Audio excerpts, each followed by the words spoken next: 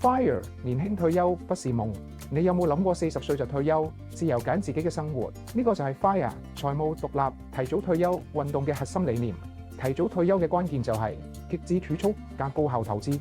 FIRE 就會透過慳開支，儲落超過50%嘅收入，然後將資金投放喺可以持續增值嘅資產，例如指數基金或者高息投資。等資產好似滾雪球咁一路增長。